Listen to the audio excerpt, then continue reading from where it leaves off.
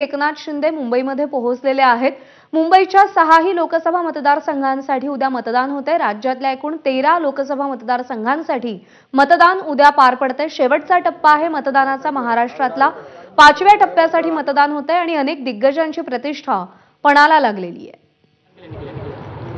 मैं महाराष्ट्र में first phase, second phase, third phase और फोर्थ फेज सभी जगह घूमा और फिफ्थ फेज का चुनाव कल होने वाला है। तो पूरे महाराष्ट्र में जब प्रचार में गया तो लोगों में एक डेवलपमेंट के मुद्दे पे लेके एक सेटिस्फेक्शन था और सरकार ने जो 2 साल में लिए हुए निर्णय जो है ये मतलब इंफ्रास्ट्रक्चर प्रोजेक्ट हो। मैं यहाँ पर दावे के साथ कहता हूँ कि पूरे देश में इंफ्रास्ट्रक्चर के प्रोजेक्ट जो है अपने महाराष्ट्र में नंबर 1 पे है। हमारा FDI जो फॉरेन डायरेक्ट इन्वेस्टमेंट है वो नंबर 1 पे है।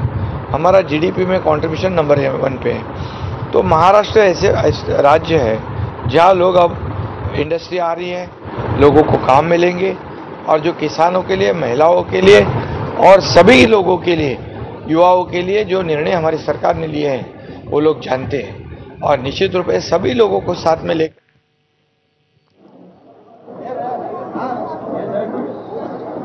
तर आम्ही समाजातल्या प्रत्येक घटकासाठी काम केलेलं आहे आणि समाजातले सगळा घटक आमच्या सोबत आहेत असा विश्वास मुख्यमंत्री एकनाथ शिंदे यांनी व्यक्त केलेला आहे।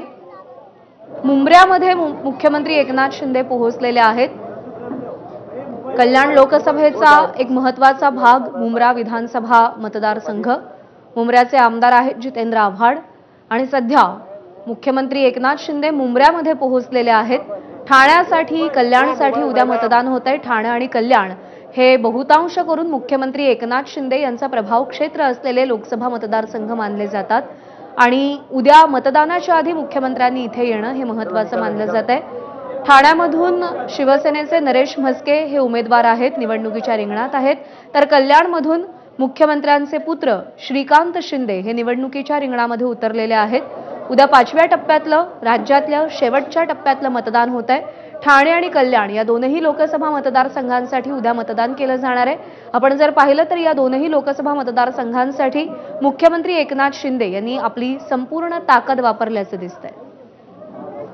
अक्षय भाटकर आपले प्रतिनिधी सध्या आपल्यासोबत आहेत। अक्षय, उद्या ठाणे कल्याणसाठी मतदान होतंय आणि मुख्यमंत्र्यांचं अशावेळी मुंब्र्यात येणं महत्त्वाचं मानलं जातंय।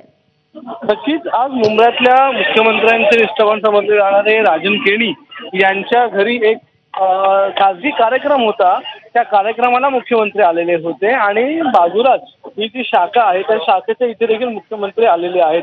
आता देखील मुख्यमंत्री शाखेमध्ये आलेत आणि ही शाखा महत्त्वाची का आहे मुंब्र्यामध्ये, तर मुंब्र्यामध्ये ज्या शाखेवरून वाद झाला होता तीच ही शाखा आहे। मात्र आता ही शाखा चांगल्या प्रकारे बांधण्यात आलेली आहे। 2 मजल्याची शाखा बांधण्यात आलेली आहे आणि इथे आता शिवसेना पक्षाचं एक प्रकारचं मुंब्र्यातलं हे मध्यवर्ती कार्यालय झालेलं आहे। त्यामुळे इथून रस्त्याने जात असताना मुख्यमंत्री हे थांबले, ते खाली उतरले आणि या शाखेत देखील ते थोडा वेळ बसलेले आहेत। आता देखील ते शाखेमध्ये आहेत। उद्या मतदान होणार आहे आणि त्याच्या पार्श्वभूमीवर मुख्यमंत्री आज एका खासगी कार्यक्रमाला आले असताना त्या शाखेत येणं हे महत्त्वाचं मानलं जात आहे, कारण की मुंब्रा हा जो मतदारसंघ आहे हा देखील कल्याणमध्ये येतो, कल्याणच्या मतदारसंघामध्ये येतो साठी आणि श्रीकांत शिंदे त्या ठिकाणी उमेदवार आहेत। अशा वेळेमध्ये याच ठिकाणी कळवा मुंब्रा परिसरामध्ये देखील राज ठाकरेंची देखील सभा झालेली होती। त्यामुळे जास्त फोकस हे मुंब्रावर होतं आणि उद्याच्या मतदानाच्या पार्श्वभूमीवर आजची ही शाखा भेट ही देखील महत्त्वाची मानली जाते। अक्षय, धन्यवाद दिलेल्या माहितीसाठी। मतदानाच्या आदल्या दिवशी मुख्यमंत्री एकनाथ शिंदे हे श्रीकांत शिंदे यांच्या मतदारसंघामध्ये पोहोचलेले आहेत। मुंब्र्यामध्ये जी शाखा होती त्या शाखेवरून मोठा वाद निर्माण झाला होता ठाकरे गटात आणि शिंदे गटात। त्या शाखेमध्ये इसलिए हमारी सरकार काम करती है। अगर टोरेंट के बारे में जो भी तकरार है, जो भी कंप्लेंट्स है, ये चुनाव होते ही एक हम हाई लेवल की बैठक लेंगे और उसमें जितने भी मुद्दे आते हैं लोगों के हित के जो भी है